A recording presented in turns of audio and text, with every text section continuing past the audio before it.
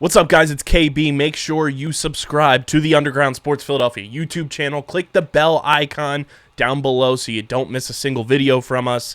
And thanks for tuning in to another video from Underground Sports Philadelphia. Now let's get into it. Philadelphia, baby, you're gonna love it. Best sports fans in the world. Actually, the worst, but that's what makes them the best. Someone must be getting ice cream because it's still playing. Can you hear it still? I can hear it a little bit, yes. I can. Oh, wait, now it's gone. Though. Now it's gone. No, it's still out there. Well, I don't hear it anymore, at least.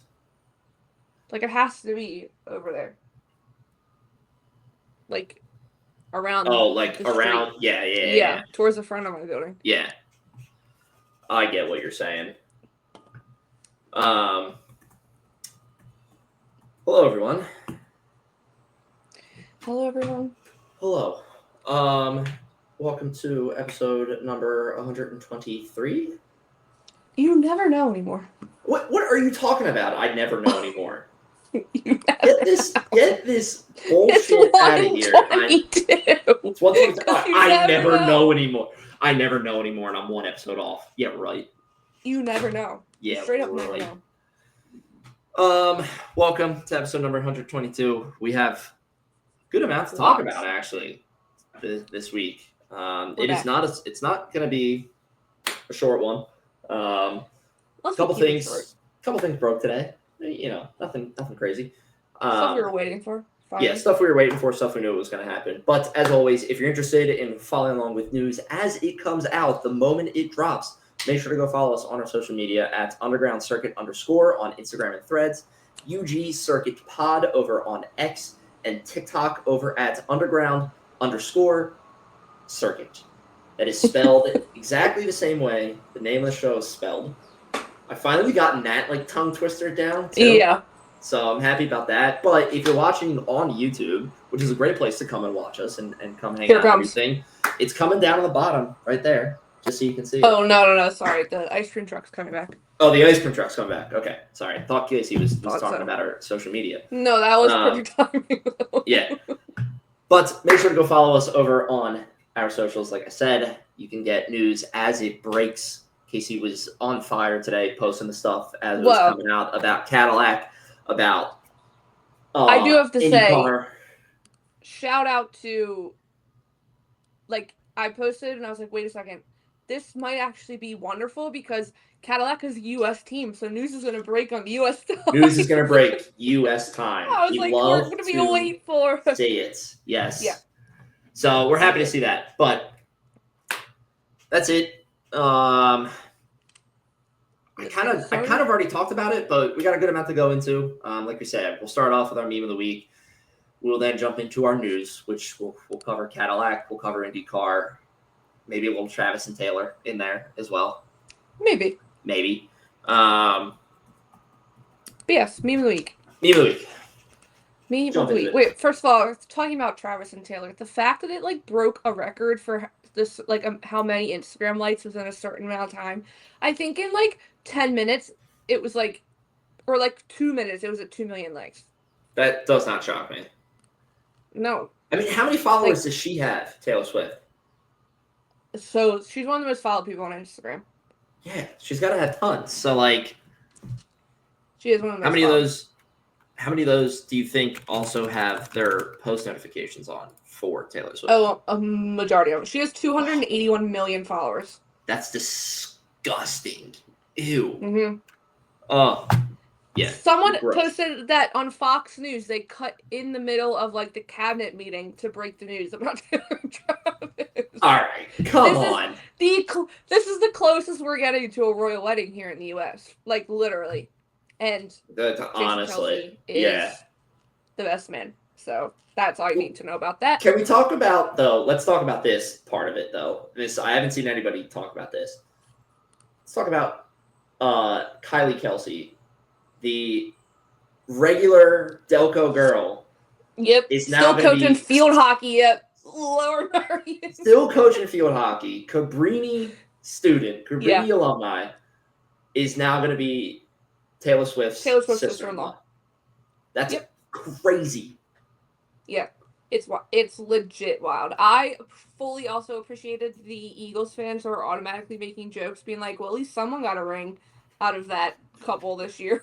True. That's good. I mean, Very. the ring is beautiful. It's huge. It is nice. I did see it. It is very nice.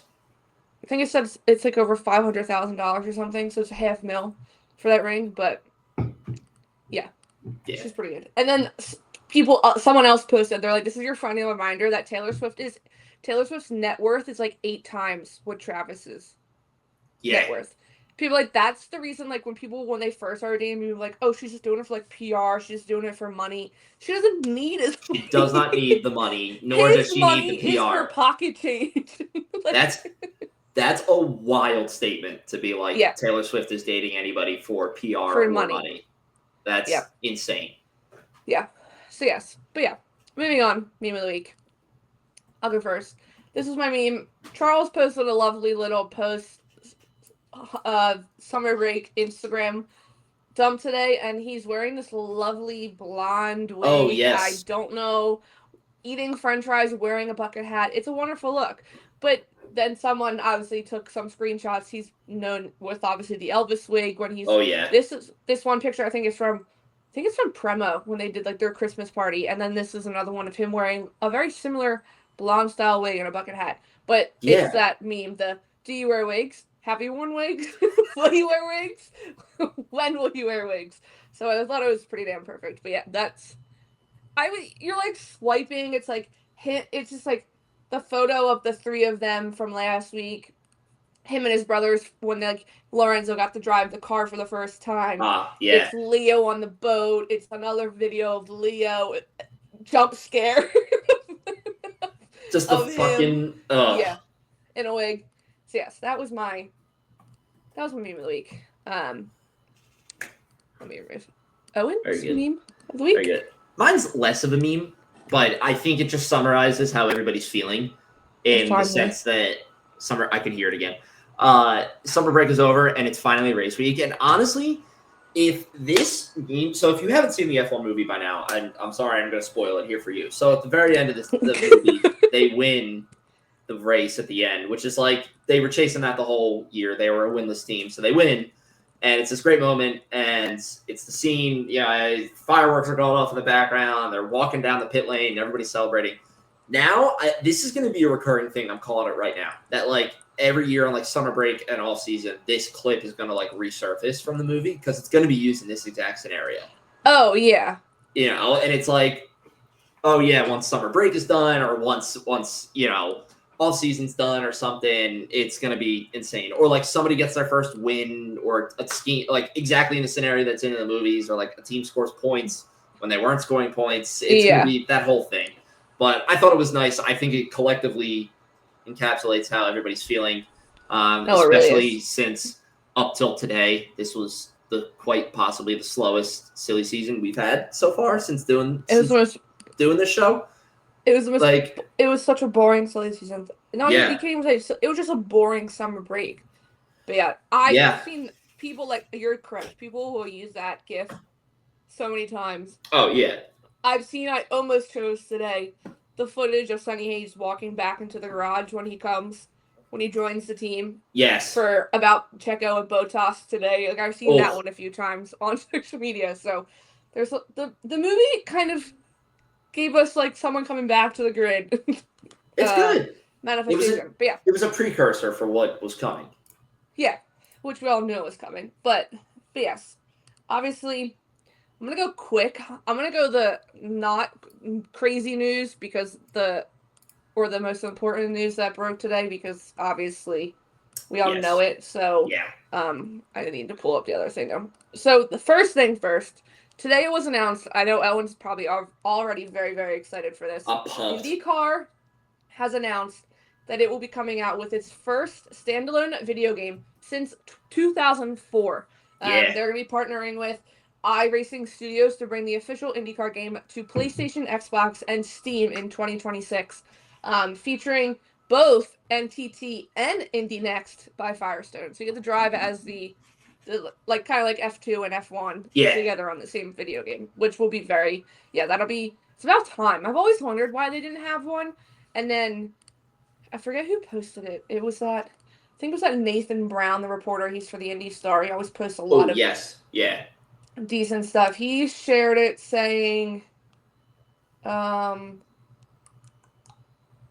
thought, yeah, oh, he just posted. Yeah, he was the one that posted. It's the first standalone video game title since 2004. Yeah. But yeah, very, very exciting. It'll be sick. Scott McLaughlin reposted it saying very excited to work alongside iRacing for this in this awesome project for you all. So seems like the drivers are gonna have a hand in maybe providing like some of the simulations for driving. But yeah, I love that it's with iRacing too. For those who like don't know what iRacing is, like if you ever seen like Max like playing video games, like he's playing iRacing. iRacing is like known as like the standard for like real like I want to simulate racing, not more like arcade. It's not like arcade racing stuff like that. It's more simulation style stuff like that. I think iRacing. Sorry, I didn't mean to cut you off. During COVID, when all the drivers were like playing video games together and Twitch streaming and everything, they did a lot of like old. They would obviously play F1, but then they would do like old school, like series and stuff. I think through iRacing. Yeah, I feel that was all on iRacing. Like I said, that's like the known standard for like, hey, if I want to go drive Michael Schumacher's Ferrari, I'm gonna go do it in iRacing, stuff like that. Yeah. So I'm excited for it. I mean, I can't wait. Maybe we'll start doing IndyCar track facts. Oh, that'd be sick. Actually, that'd be cool. IndyCar track facts. That'd be cool. Is iRacing? Have you ever seen the videos of them from COVID where they were doing the lawnmowers and they were racing on lawnmowers? That might be iRacing. Like the Twitch quartet. Like it was Charles, yeah, George, Alex, and Lando, and they'd be like full on racing on lawnmowers, like on legit circuits. Was that iRacing? Because I know I know sometimes they did the freaking truck simulator a lot. Also. Oh yeah. They did a lot of random. The lawnmowers may have been like farming simulator or something like that, and then they just like joined in the same lobby. Yeah. And they decided the race, but it could be. I don't know. I mean, iRacing's got like a lot. Like they have a ton. You could do rally, you can do Formula 1, Formula 2. Yeah, that'd be cool. Like all this, like tons of stuff. But here's our IndyCar. Let me see if there's anything else that I missed. It'd be cool if like some of the drivers like participated in like collaboration with this, kind of like what Scott McLaughlin said. Like, no, well, that's what it says. Okay, so Scott McLaughlin in the article from Indy. I didn't scroll down on the tweet to notice his first tweet underneath included an article. It said real world IndyCar teams and drivers will be deeply involved in the creation of the new title, including Team Penske star and iRacing enthusiast Scott McLaughlin. Since transitioning to the series full-time in 2021 from Australia Supercars, McLaughlin has won 7 races and become a fan favorite. So yeah, it looks like they're going to have a really big hand in helping develop the game and stuff, which is cool. That'd be sweet. It'd be awesome to see like if like drivers would go in to record like any sort of like voice lines or something. Yeah. Maybe if like Scott McLaughlin's like that involved into it, like if he would do like mocap for it, like there's going to be like a story mode in there where you get driver, like maybe you meet Scott McLaughlin. Like it'd be sweet if that was something that he did, or like any driver, was involved in the project. Yeah, that'd be very, very cool. Sorry. One of the tweets underneath says, "Well, that sucks. Subscription-based game. No, thank you." Someone said, "Read the article, my dear. It's no more IndyCar on iRacing. It's a new standalone game from the same production team." Yeah, that's just which like I get. Like iRacing is the subscription model. That's what it is. But yeah, I can't imagine this would be that unless The only reason that I would think it would be is, and I've said that sports games should do this for a while. This is a whole other tangent, but like there are live service games which are like you buy the game and then you can subscribe to stuff, and we come out with different seasons and everything. It's like the Fortnite model. It's like all this stuff. Yep. Like if iRacing did that with IndyCar, you could then make one game and then just continually update it with new drivers, new seasons, new liveries, stuff like that. Like I've always said, like if there's major track changes, right, you can like change. You can push those updates out, right? Like I've always said, like Madden, I think would work so well as like a live service game because you could build like events around that. You know, like when Saquon Barkley gets traded to the Eagles, you could be like this whole big event of like, all right, come do this to unlock Saquon Barkley for your game, you know, stuff like that. Or like, oh, we got like a roster update. So it's like when Cooper DeJean gets drafted and the 2025 season comes out, you can then play as Cooper DeJean. Like, I think that model would work to me. Like that live service-esque model of a game works really well for like sports stuff. So I could see them doing that. And if that's the case, like that's fine. Like that's great. I'll pay a yearly cost. Yeah, I was like people are still going to pay new for track updates and new drivers and everything and engine updates, stuff like that. Absolutely. I would. Well, and it also like makes sense because like say I'm going to go to the F1 game between this year and last year. No tracks have been added. Right. Nothing's changed. Like, yes, this year, the next year, you'll have the new Spain track added. Like, that makes sense, but it doesn't. Like, why are you buying last year's game and this year's game? Because what's truly different? The liveries, like, that's what you're paying to change. Like, Lewis on Ferrari instead of on Mercedes. So, I do think it would work I do think it would work well. Yeah. For those also. But yes. But yes. Overall, very excited about it. I'm happy for IndyCar. That's good for IndyCar. Yeah, it's huge for IndyCar. Also, kind of news, not news. I think everyone believed it was not true to begin with, but Motorsport.com was reporting this week that Red Bull was super interested in talking to Alex Palou to get him to come be Max Verstappen's teammate. First of all, I think that'd be off. I don't think that would work well. Nope. Max Verstappen's teammate. They reached out to Palou's camp, and they're like, we haven't had one word from Red Bull. And then today, there was a lot of, like, Zoom teleconferences or whatever with IndyCar people since the last week.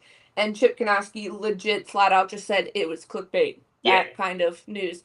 I mean, I said it before we started recording. I don't know how many times Alex Palou has to say he wants to stay in F1. Chip Ganassi said earlier he had a chance to leave before, and he didn't want it. Yeah.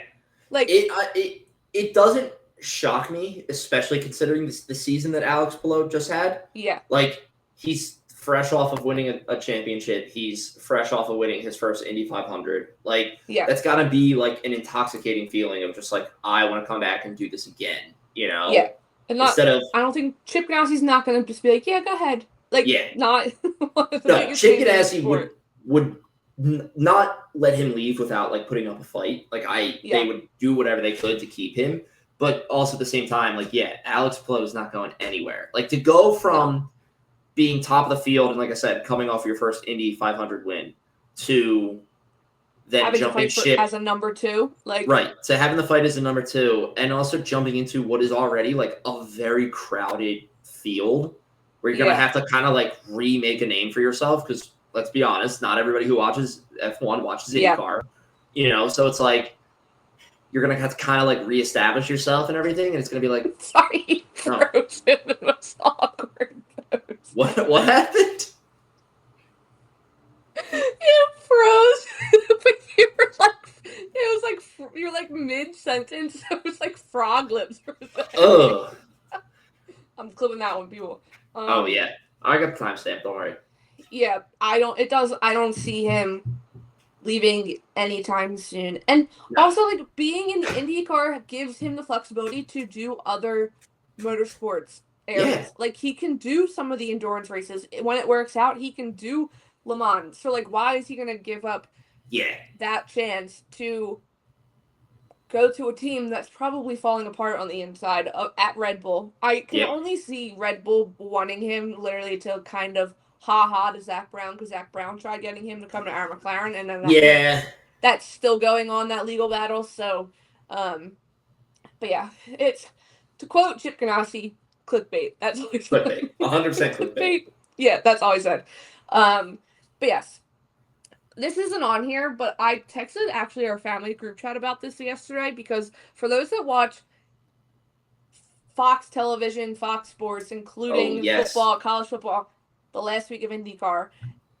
YouTube TV and Fox are not coming to an agreement, and I think they have to come to an agreement tomorrow, and if they don't, it's gone. So that means if you watch, which is literally, I think, could cause World War III outside if people aren't able to watch college football and football. But yes, I think one of the reporters posted, I think on the Fox One or whatever, their subscription service, you can get a free 7-day subscription, so you could watch the race live if you did it that way on Sunday. But yes, that the timing could not be more unfortunate. Thank God. So now, thank God, it's not the championship's resolved, because I think if the championship was resolved, people would be pissed. So to put this in perspective, as of April 2nd, 2025, YouTube TV has over 9.4 million subscribers. Yeah, that's a lot of people. That's a potential, even if you take half of that and then take half of that number, that's still 2 million people that Fox is going to lose, or IndyCar might lose, and one of the Philly reporters posted that the Eagles have 9 games on Fox this upcoming season. That's a huge market. That's not going to be watching anything.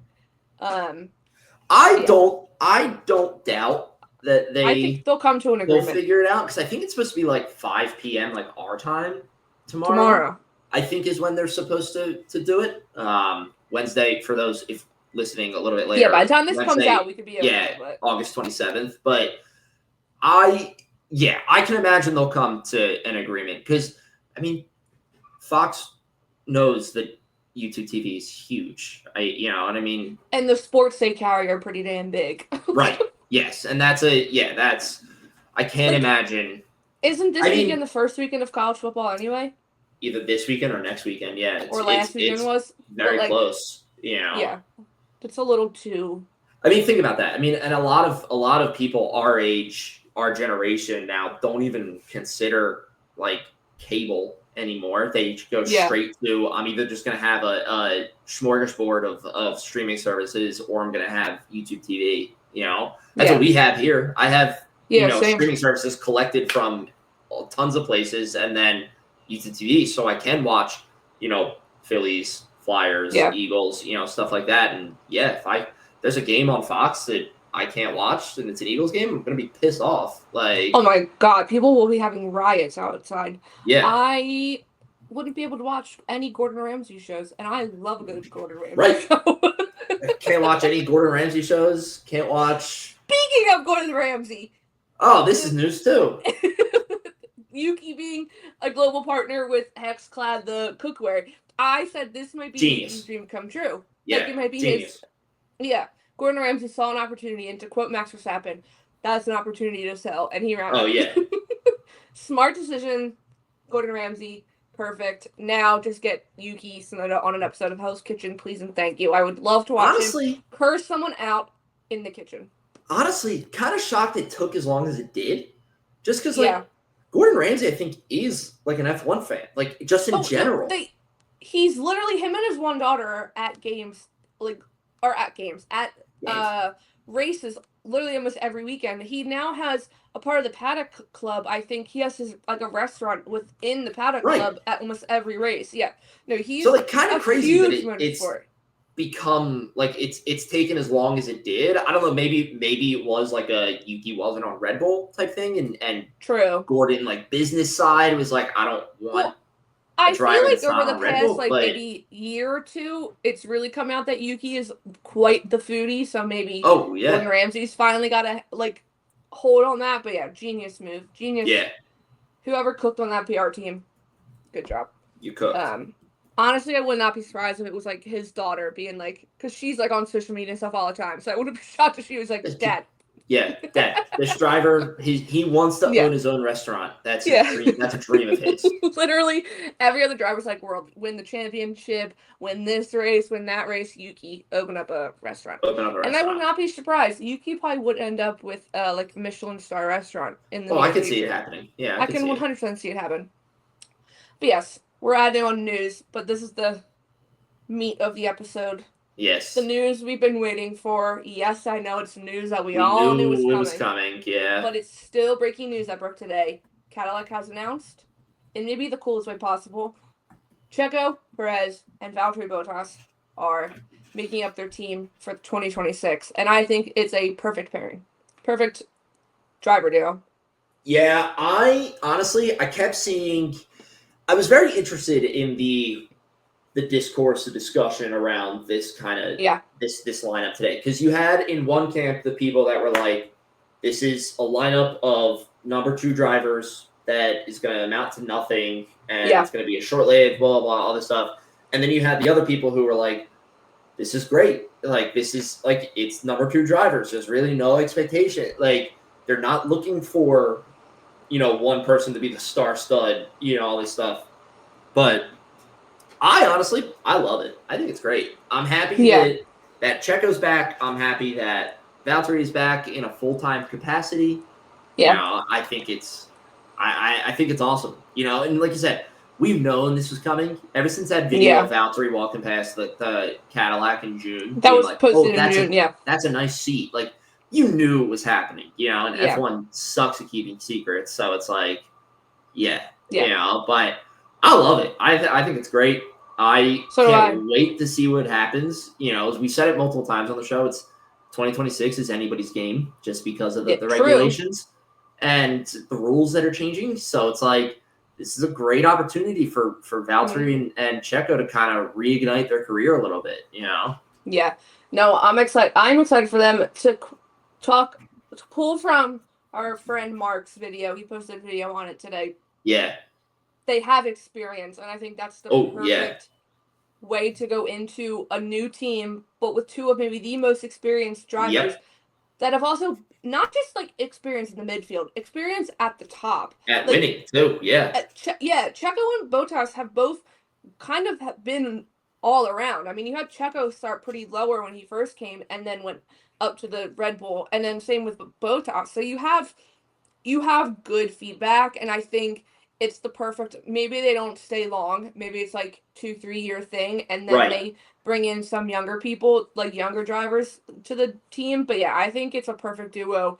I mean, I saw you post that you may have had to make Valtteri's announcement photo your photo. Oh my god, it's the coolest thing I've ever seen. Well, and then you find out that he actually did it because you saw the video, right? Of him in the water. It's honestly coolest photo of Valtteri Bottas I've ever seen in my life. Yeah. And he's already like an honorary American, and now he's on the American team. It's good. We get to have his beautiful helmets back for another season. Yeah. Thank God. Now we obviously just have to wait for team principal. Who's that going to be? Obviously next year we'll find out race suits and livery and stuff. Yeah. And then reserve drivers. Now, someone today said on Threads, like when I was talking to people, that they hope like an American driver could be the reserve driver just because it's an American team. And I do believe Jack Crawford has been rumored to Cadillac for most of the year. Okay, so, I like it. Yeah, it could still happen. And then again, but they don't also need to announce a reserve driver. Like, Bottas was Mercedes and McLaren's reserve driver. Right. Like, they can pull from people. So they could pull Joe Guan Yu, who's Ferrari's reserve driver, because Cadillac's going to be using Ferrari's power unit and stuff. Yeah. So they could do that, which means we would get Valtteri and Joe together again in some capacity, and I love they'll be thrilled. Together. Yeah, they'll be thrilled about that. But yeah. I mean, Cadillac did so well. I think Cadillac did a great, like I said, we knew it was coming. You knew it was happening, but still the way that they did it is great. You got, especially too, you get Keanu Reeves in the announcement video, which is like, everybody knows Keanu Reeves, especially anybody who watched Braun, the Braun GP knows that Keanu loves motorsports, But I love it exactly for what you just said. It is a new team, and it's very experienced drivers. And it's like, I would not be shocked if, and this, kind of makes sense for any sort of new team, but I would not be shocked if, like, team principal as well is, like, a very experienced team principal. Yeah. Just to kind of bring that in and, like, steady the waters of it being new and trying to make a name for itself as the 11th team on the grid. So yeah, wouldn't be shocked if it's like a very experienced team principal. But yeah, overall, I love it. I cannot wait to see how it goes. Like I said, great chance to maybe reignite careers of Checo and Bottas and everything. So I'm excited for it. Well, someone posted today they didn't ever realize how young Checo is. Like when you look at Lewis and Alonso and how their age and they're still they're still racing. Bottas and Checo don't need to finish anytime soon. Nope. They have that's the thing. Like if Cadillac plays it right. Yeah. Like, and they succeed and everything, and they develop a great car. Like, Checo and Valtteri could redefine their entire careers around this team. Could you imagine doing, like, another Braun GP? Right. Right, imagine Checo no longer being known as, the second driver at Red Bull and being, Cadillac's driver. Yeah. Right, Cadillac's driver. Or, same thing with Valtteri. Valtteri is no longer... is the second driver that drove with Lewis Hamilton at Mercedes. No, Valtteri Bottas is Cadillac's driver. He drove for Cadillac. It's like that is the opportunity that Checo and they could rewrite their Valtteri ending in the sport. Right, exactly. And that's the thing. It's just like you have the chance to play it right, and it's like, do it. And like you said, they're not at the brinks of their career. It's not like they're Fernando Alonso's age and they're re-signing with a new team. Exactly. I think I'm gonna check their age. I know their average age together is 71. They are the oldest team on the grid, obviously. Okay, Checo is only 5 years older than me. He is 35. Yeah, that's wild. He's fine. He's fine, and guess what? Even if he goes for 5 years. That's still a great run. That's Okay, well, Valtteri Bottas is also 35, but he turned 36 in 2 days on the 28th. So okay. Happy early birthday, Valtteri. They're literally the same age, yeah. Checo was January 26, 1990, and then Valtteri is obviously August 28th, 1989. So yeah, they're not supposed to be buried in the ground that old. No. They're literally only 35. No. Which I can also understand why people would. They're only 5 years older than me. They're only 5 years older than you. I can understand why people would think that because of the careers they've had so far of being those permanent second drivers that never really did anything, and then it's all right, they're out of the sport. So it's their whole storylines, can amount to they're old, they're probably not coming back, whatever. But no, again, they're not that old. Even if they go for 5 years, and they have a serious chance to really redo themselves and really redo the image here. And again, it's crazy the year that is lining up in 2026 because of how much it's kind of up in the air to everybody. And the storylines that can come out of it there's so much potential there in 2026. It's literally anything can happen. But even if I think it's a success for them, even if they can come in and be top of the midfield. Absolutely, yeah. If they get seventh, sixth, eighth, somewhere in that line, great. What wonderful first season, Cadillac. Great job.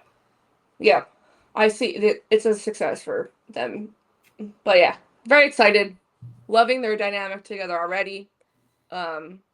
I don't know if it's someone that Bottas works with, but he's been giving us amazing content all day. He's the one that posted the video of Valtteri doing the shot in the water, himself. And then he posted the video. Because then, obviously, Valtteri and Checo were both in New York. So they were on Good Morning America today. Then they did, the stock exchange and all that stuff. The normal, I feel New York City press tour. Classic, They literally did everything. Which also, love that they were on morning primetime TV. Oh yeah. That is also in the US. You are coming in as US's team. Yep. Oh yeah. That's a great way to make a name for yourself, being we are the new American team coming in I'm on Good Morning America. Yeah, happy for them. But yeah, the guy that's been posting all the behind the scenes videos posted one of Checo and Softee, they were like, wait, what day is it? And Chuck goes, it feels like Friday. He goes, I don't know, it's Tuesday, Taco Tuesday. And Botas says Taco Tuesday. Chuck goes, is it Taco Tuesday? Where are the tacos? It was a fair question. Absolutely a fair question. Well, someone said F1 doesn't realize that they have that's two teammates that will go out for a drink together. Like, oh yeah, absolutely. If there's anyone on the grid, I mean, Checo talks about tequila all the time, but yeah, that was the big recap of the news we've been waiting for. Thank God. I will say by 9 o'clock this morning, I was like, my day's done. Like, how am I supposed to go on with my work day? And then Taylor Swift and Travis Kelce had to go and announce their engagement a little bit later. So I was 26. We'll go down in history for everyone. Someone brought up wonder how Fernando Alonso is feeling about Taylor Swift being engaged. Oh my God. And that's still my favorite rumor of all time. Also, what just a crazy rumor. Like, it's the best rumor. It's the best rumor. But yes. Moving on to the race we had over the weekend. Insane race. Great race. I was on the edge of my seat. I wasn't even on the edge of my seat. I was standing at the end. That last restart on the caution, quite literally, was the best racing I've ever seen all season. I'm sorry. I'm convinced somebody paused time and they poured literal crack cocaine into Christian Rasmussen's car. No, they poured straight. It's Java House. They poured straight cold brew concentrate into his car. Like, the man came out of that restart on a mission. On a mission. I've rewatched that clip of his pass on Alex Palou about 3,000 times. Will Buxton was having the time of his life calling that entire sequence. So well done. I mean, the last race, we spent a good amount of time talking about how Christian Rasmussen is sometimes dirty on track and should be given things, but that was hardcore, clean racing. And Christian even said it himself post-race before they rudely went to Liv Goff once again, literally. I don't understand it. I think Christian Rasmussen wasn't even finished breathing, and Liv Goff was on. Cut. Yeah. I wanted to watch the podium. But yes, Christian Rasmussen even said, he goes, we've had close calls on short oval tracks this season. He goes, so it was only a matter of time. But yeah, some of the... I was trying not to scream. I texted you right away. So happy that you brought it up, that we were like literally just last week talking about Christian and being like,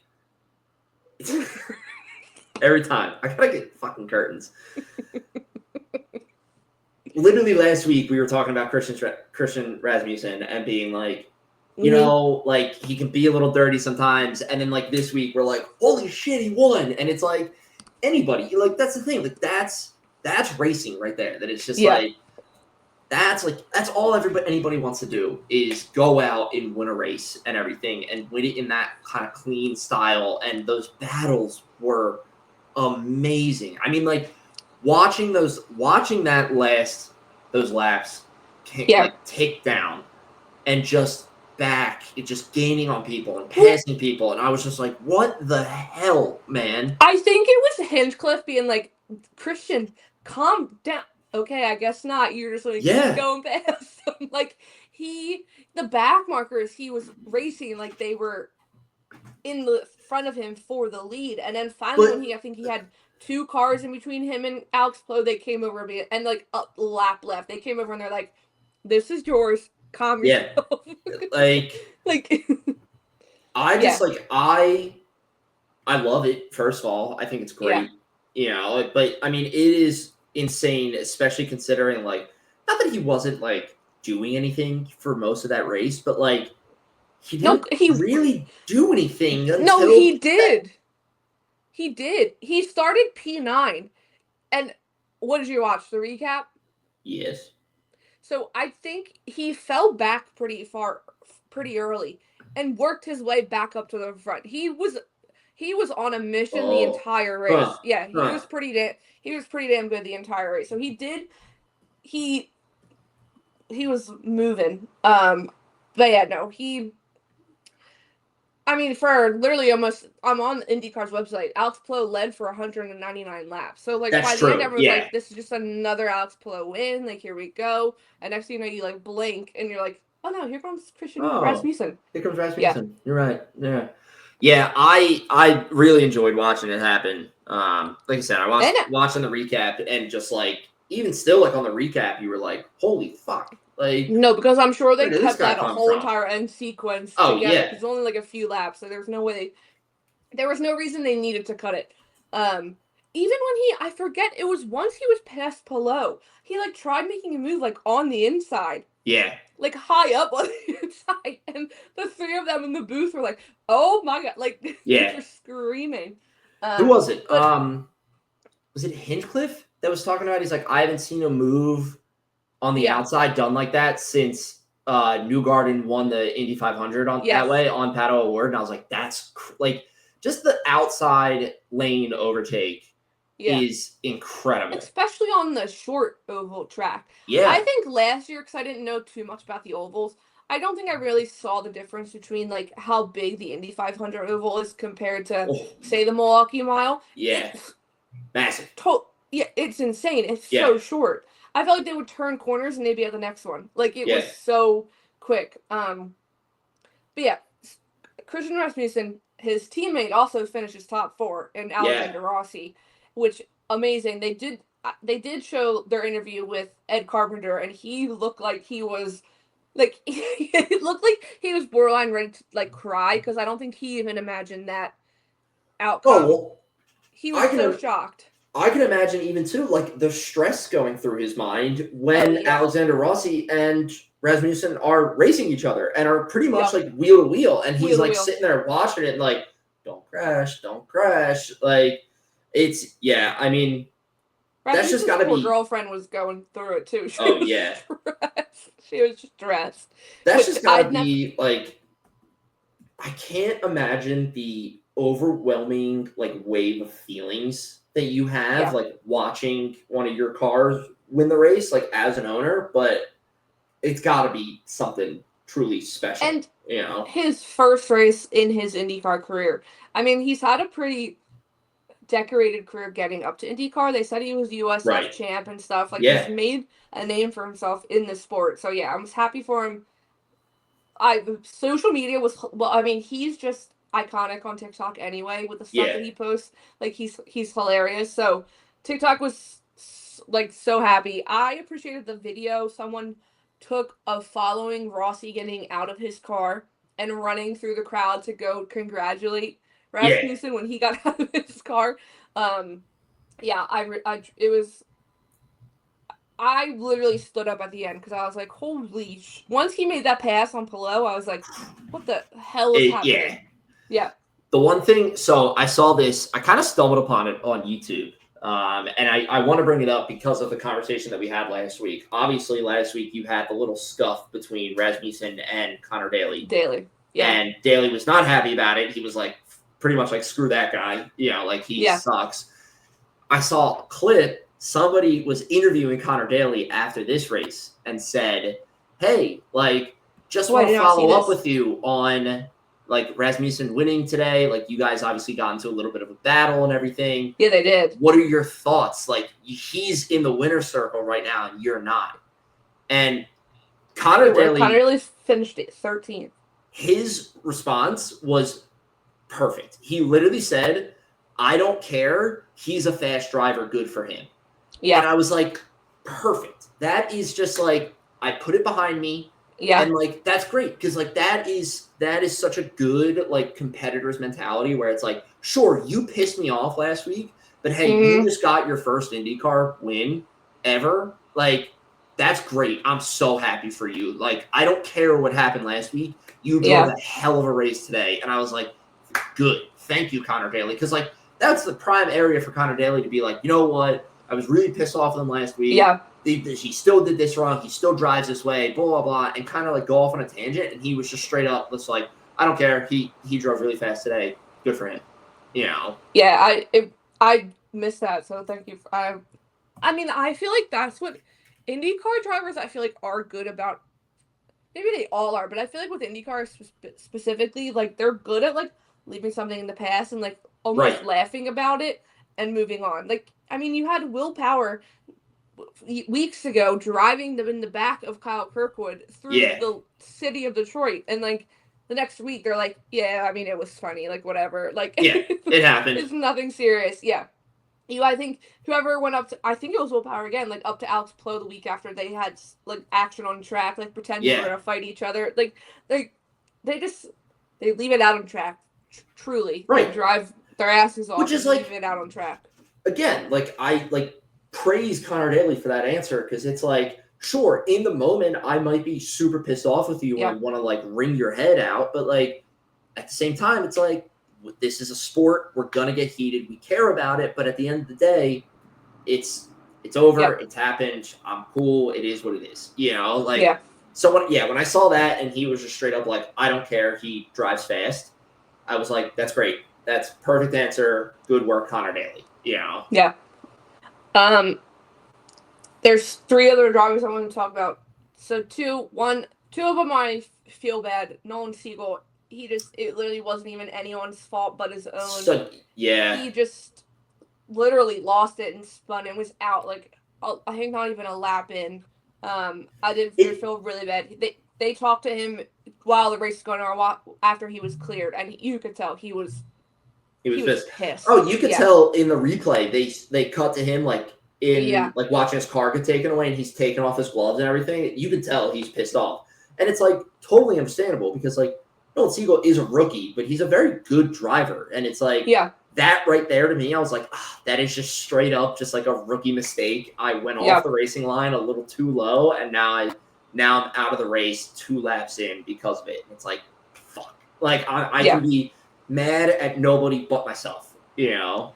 Exactly, yeah. No, I felt so bad when they showed him like getting into the pickup truck, like the safety car pickup truck, and like the door opened, like bumped him. But meanwhile, he's like taking his helmet off like 2 seconds before, like ready to like throw it on the track, and then like the door just opens up and hit him. That would have been my last straw. Oh, it would have pushed me over the edge. Yeah. The helmet just would have went like gone. I would have been so mad. I would have died. I would have been like, I'm done. Pack it up. I'm not even gonna race next week in Nashville. That's it. Over this. That's just insult to injury right there. Yeah. That's just literally the nail. It's like it's just like when one thing goes wrong, like when your day is ruined and you're just like someone like breathes too loud and you're like, what are you motherfucker? Yeah. Shut up. But yes, the other one, David Malukas, I did feel bad for him. He was leading for a decent bit. Technically, it is his home race, and he had a shot at winning. He is also very, very good at oval tracks and oval tracks and stuff.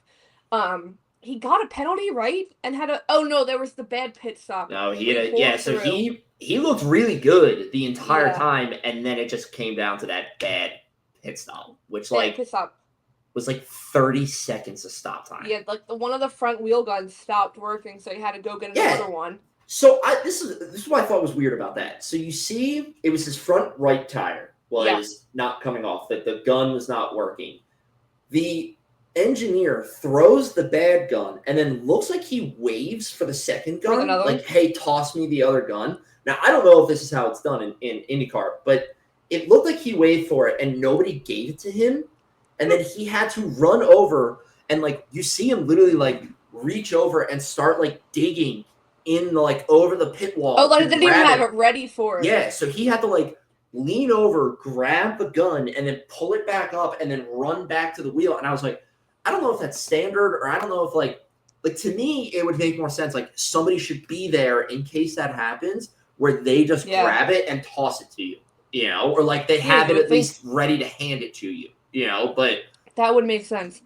You would think that would make sense, right? Yeah, that's weird. I didn't see that part.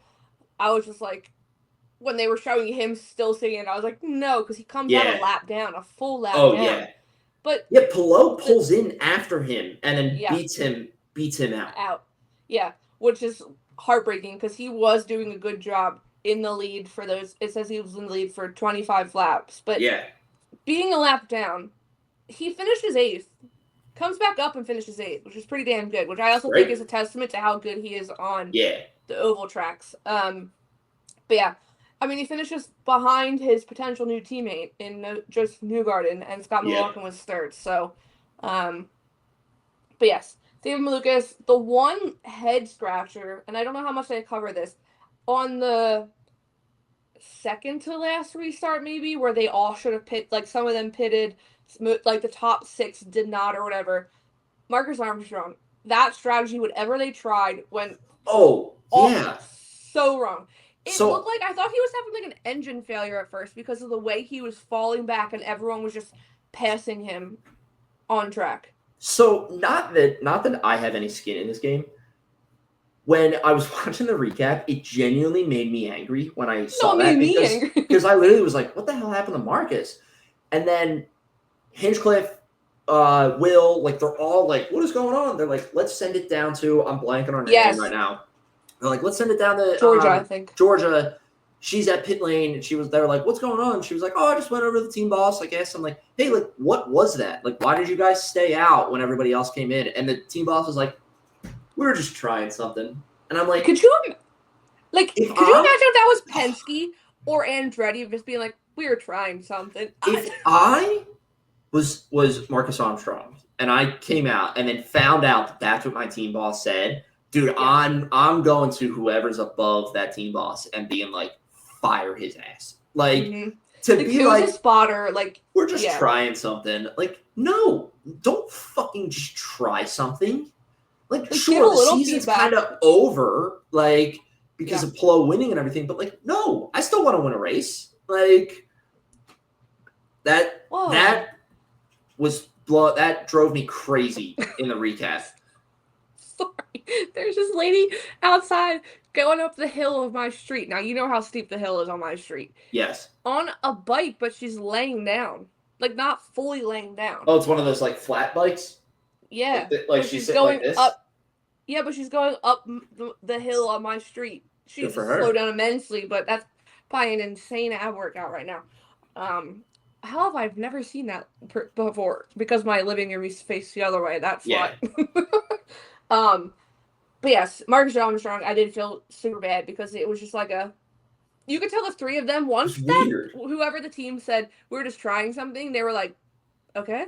Like, there was like a brief moment of silence on the broadcast, and they were like, and I think Townsend Bell was like, I don't even know like what to say to that. And James Hinchcliffe was like, literally the only thing you can say is like, I'm sorry, Marcus Armstrong. Because it's like, how as a team boss are you just gonna be like, we're just trying something? It's like, I feel like that's how like Hinchcliffe and Townsend Bell were drivers, because they would have been like, if that was them on track, they would have been miserable over the radio, being like, what the F did you do? Why are we doing this? Why did we decide this? Yeah, no. That one was rough to see. Blows my mind. I think I walked away for 2 seconds and saw when his car was being wheeled off. What happened to Will Power? He clipped the wall. He was going around a turn. He went up a little bit on the outside, a little too much, and then started getting some marbles and everything, and then went and hit the wall and was fine.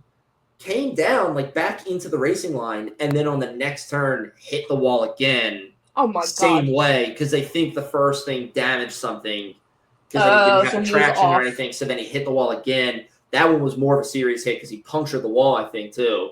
And then that was a decent caution, I think. Yeah.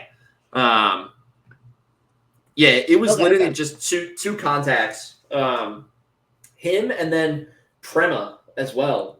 They were out. Prema just randomly just like puff of smoke out the back of the car. I forget whose car it was. It's Callum Ilott. It just says, was it Callum's? I do like on IndyCar's website, it gives you why they went out. Like it says running. And then for Ilott, it says mechanical. And Will and Siegel, it says contact. So just said mechanical, which I do feel like Prema's been pretty decent, like reliability wise throughout the season. So, that sucks for Ilott, especially because they had such good luck in the Indy 500. I was interested to see how they were going to be again on the oval, but it's an oval this upcoming weekend, so we have one more weekend. Right. Watch. But that was intense. I have to say, I know there's one more race of the season. I love Will Buxton on the IndyCar broadcast. I kind of like it too. He gets so excited. Now, I do love Lee Diffie when he was on NBC with James and stuff. Yeah. That man is so good. I mean, I would turn on. I think he's doing some of the NASCAR races now, like for the end of the season. It's just something about him, the way he talks. He gets so excited. But Right. Will, you can just tell he's like full on. You can tell it's his first full season, and he's just loving every minute of it. He's loving life right now. I love the one thing. It's so comical. Whenever somebody does like get out of the race, like they're like mechanical issues, like collide or something, or somebody crashes, and the cameras just cut to it. Will is always the first scream you hear. Will is always the one where it's like up, like Nolan Siegel's crash. You know, they cut to Nolan Siegel, they see the smoke gun in the background, and you just hear Will in this background go, "Whoa!" And he's always the first one you hear. I love it. It cracks me up every single time. I wish we got him in the box for like 1 or 2 races in F1 because he probably would have been just as hilarious in the box in F1. But yeah, I'm so happy he's a part of it. Hopefully, with the season ending next week, I mean, Hinchcliffe has done a few F1 races in between IndyCar. Yeah. Maybe, hopefully, Buxton can come do a few, but we'll see what happens there. One of the things, this is totally like not anything serious. One of the reasons I love though, also when they scream on the broadcast, is because I found a YouTube video one time, or it was an Instagram reel, and it was like F1 like perfectly cut screams, and it's literally just like when a crash happens and then the announcers scream, but halfway through the scream it's just cut off, like it jumps to the next video. It kills me every single time. I love it. So now anytime I hear Will Buxton like yell like that, I just think of that in my head and I crack up with it. Gotta love him. Gotta love Will Buxton. Whoa. But yes, do you have anything else to add from that race? Why'd you look at me like that? Because I said whoa? Yeah, you said well. I didn't know what you were. I hit my mouth so all the things like spread out on the neck. Yes. So but yes, that's all we have. I have nothing. Oh, that was brought to you by Furious Motorsport. We're so bad at remembering. Say Furious Motorsport. Yes. It's just when we have to do the IndyCar, I think we're so bad. Saying that. But yes, coming up next week, season finale of IndyCar. I do just say the Milwaukee Mile was like a great. What do they always say? When it's the second to last thing, I'm missing penultimate. That was the best penultimate race before finishing the season. But yes, next week, Nashville Super Speedway, another 225 lap race at 2:00 on Sunday. It's not a perfect oval. It goes. Oh, it's got a little Isn't it? It's larger on one end, right? Yeah. Yes. But yes, Owen said last week who he thinks is winning. He said it's going to be. Who'd you say again? I said it was good. Well, I said Lundgaard for one of these races. So he didn't win obviously this past weekend. So I'm going to stick with it and go Lundgaard again. Lundgaard. I'm going to go. You know what? I'm just going to go Delulu because it's the last race of the season. So let's do Nolan Siegel wins the race. Why not? All right. I would love that. That'd be incredible. Yeah, I would love it too. So Nolan Siegel for me, Christian Lundgaard for Owen. Yeah. We'll do these first. We did I asked Threads today. I said I'm here to interrupt your Cadillac and Swift/Kelsey timeline. Yes. As for your very early predictions for Zandvoort.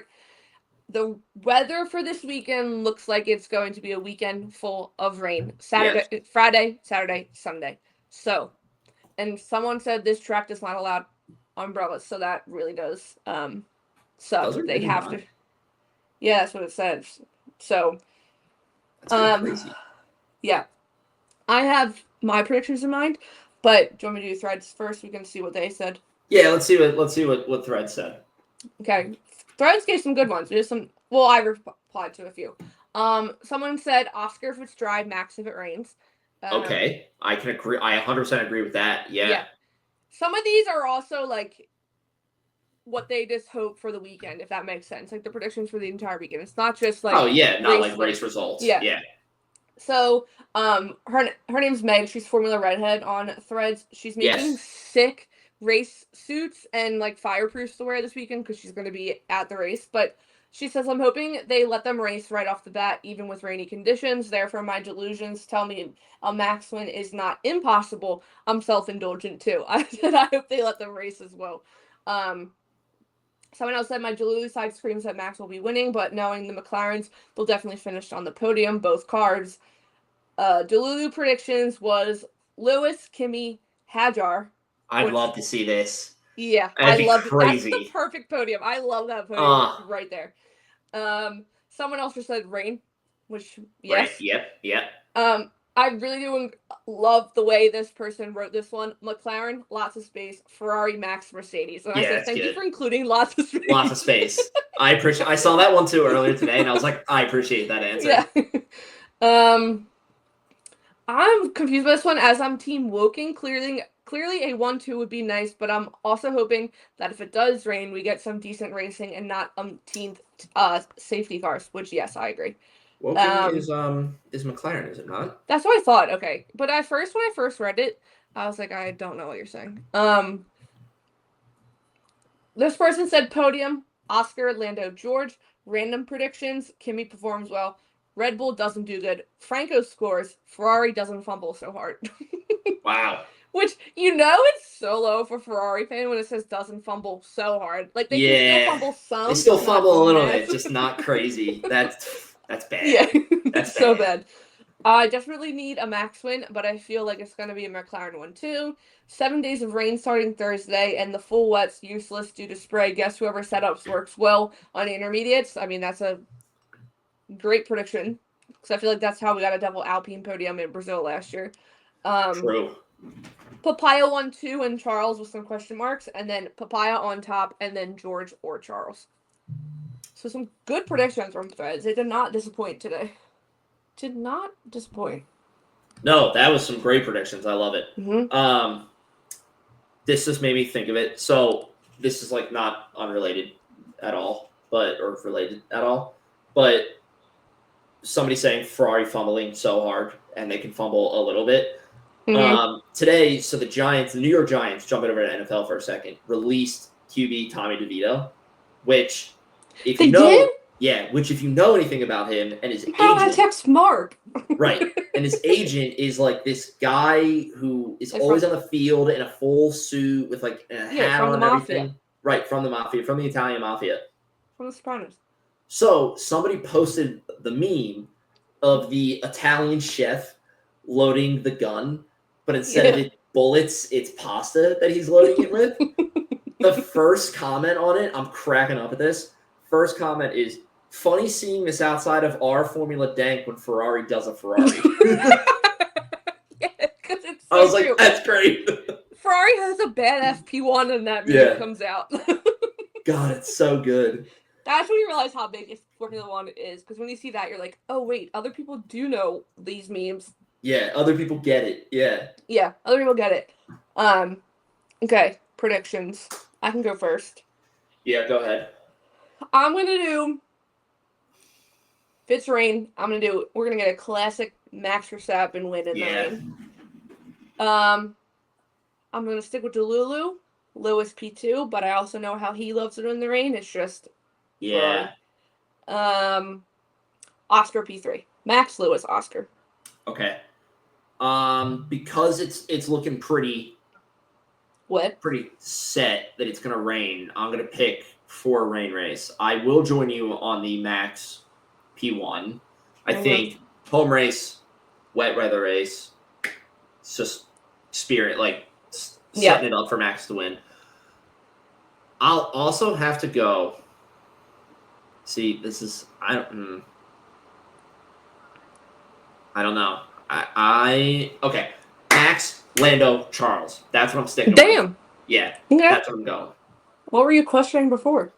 I don't know. There's part of me, there's a voice in my head that's saying Yuki, but that's like a really kind of crazy pick on my end. And I don't 100% believe that. I think I'm just like picking that to like pick a wild card. Yeah, If he that is. makes sense. Like I'm just like And we just tossing a name want a in there. Yuki podium so Yeah. bad. So, all right. I'm here for it. Do you have anything else you would like to add? I have nothing. Nothing? Nothing. I don't either.